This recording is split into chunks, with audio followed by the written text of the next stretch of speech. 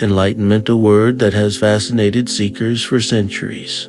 Some say it is the ultimate goal of life, while others believe it is just a myth. But what does true enlightenment really mean?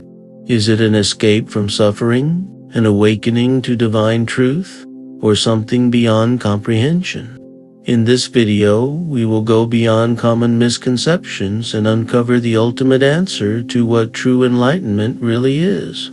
Chapter 1. The misconceptions about enlightenment.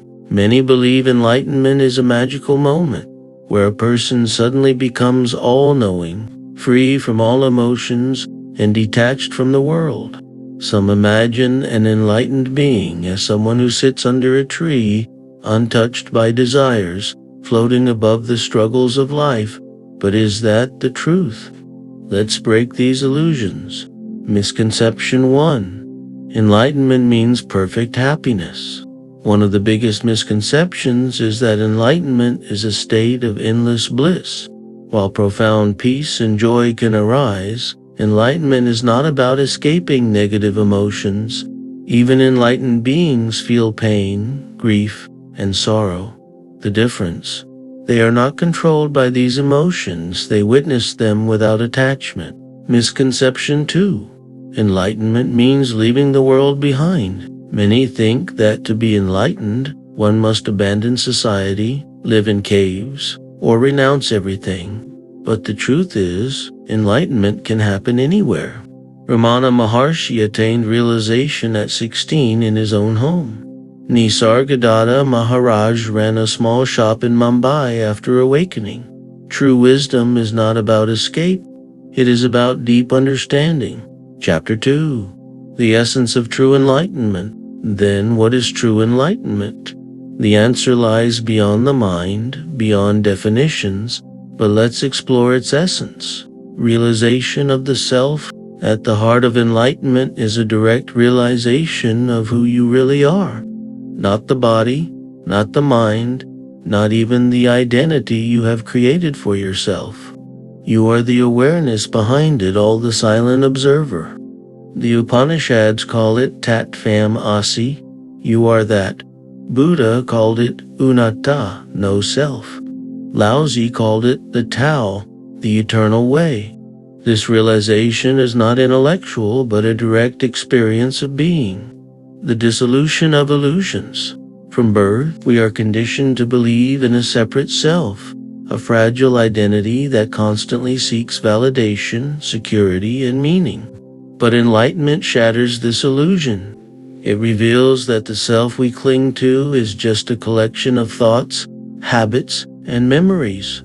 The moment you see through this illusion, suffering loses its grip on you. Living in the present moment, an enlightened being is not lost in the past or worried about the future. They are fully present here, now. The mind no longer drags them into unnecessary suffering because they have realized a simple truth. Reality only exists in this moment. Chapter 3. The path to enlightenment. If enlightenment is the ultimate realization, how does one get there? Is there a path, or does it happen by grace? Path 1. Self-inquiry, Jnana Yoga. The method taught by sages like Ramana Maharshi is simple but powerful. Ask yourself, who am I? If you investigate deeply, you will find that everything you identify with, your name, body, mind, is temporary, but the awareness behind it remains unchanged.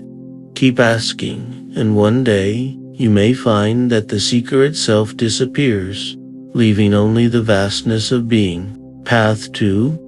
Devotion and surrender, Bhakti Yoga. Some attain enlightenment not through questioning but through deep love and surrender.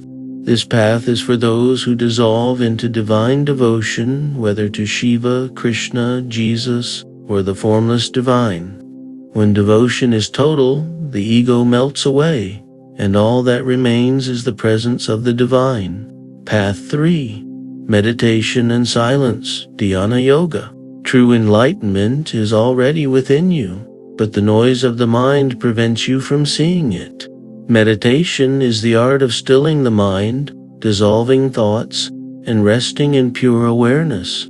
In the deepest states, the sense of I fades, and only infinite presence remains. Path 4. The path of karma, karma yoga. For some, enlightenment comes through selfless action.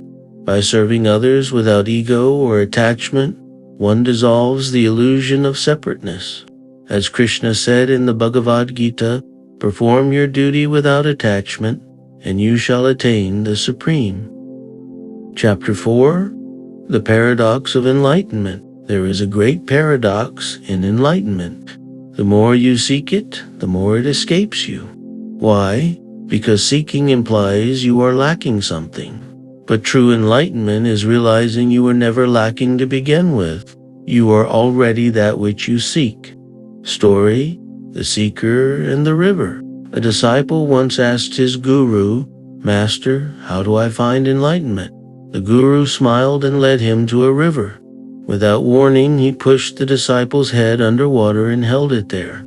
The disciple struggled, gasping for air. Finally, the guru let him go. The disciple, furious, asked, "Why did you do that?" The guru replied, "When you desire enlightenment as desperately as you desired air, you will find it." Chapter 5. Beyond words, the final truth. In the end, words can only point to the truth, they can never be the truth itself.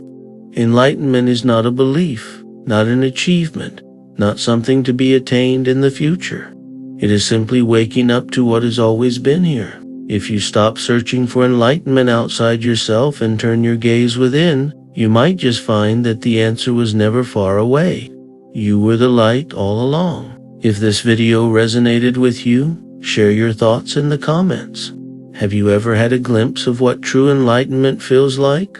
Let's explore this journey together.